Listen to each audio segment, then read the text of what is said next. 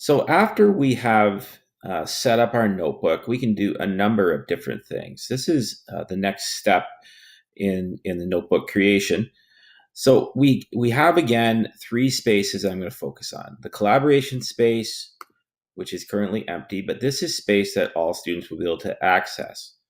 A teacher content library where we can put teacher material. So I've created a few sections where the teacher will keep their material. The students cannot do anything to the material that goes in here. Okay. And then we have student notebooks. And in this interface, the teacher can see all of the students and their work in all of these areas. So if he was checking homework, he could check to see if the student did whatever homework was assigned on a given day without having to bring up a notebook the old school way. We could do this for every student in this class. We could go through, check to see if they did their portfolio task or whatever was assigned.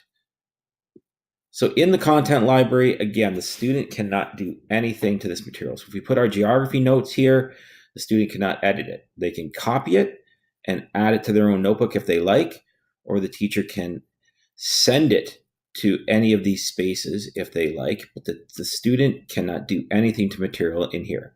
So for instance, let's add some content. Let's pretend that you have your own section. We might even have you create it. We click on history. I'm going to create one for World War II. And I'm going to pretend I've got a handout for it. So we use the insert button here to add material. So I could type in material easily, or I can add pages. I'm going to insert a file attachment, or a file printout actually. A file printout will let us see a file visibly. A file attachment, we create a link. So I'll click file attach or file printout, click browse, and I should have a World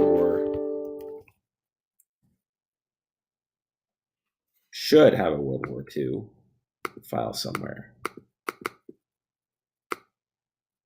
There it is. Open, insert. This takes a moment, but you'll see that the file will be visible in sort of a page-like format. So we now have this handout here. And the beauty of this now is that this is part of the teacher content, and we could keep creating new content. So I could continue on with World War II next day and talk about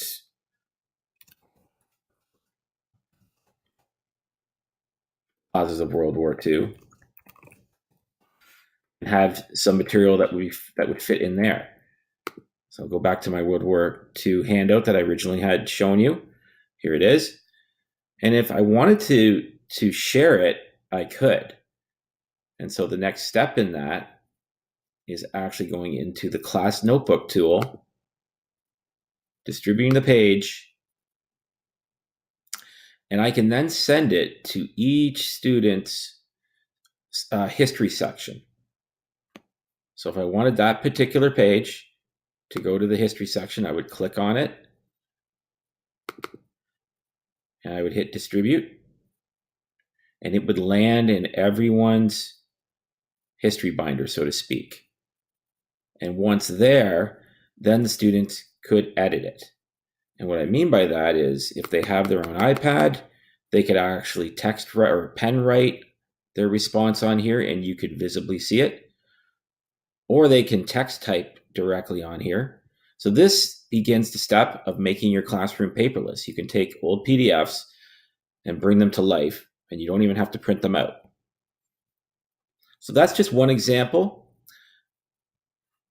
We can add a number of different pages with a number of different multimedia formats. So that was a PDF. I can insert pictures from online. I can insert a picture that I have on my desktop. I could record an audio if I choose. I could include a form, which could be a quiz if I choose. Probably your first function, though, would be to take your printouts that are either Word docs or PDFs and then share them out so that they can be shared to each student binder. This is sort of like their Google Drive, sort of like their Google Drive folder for your class, done in a different way.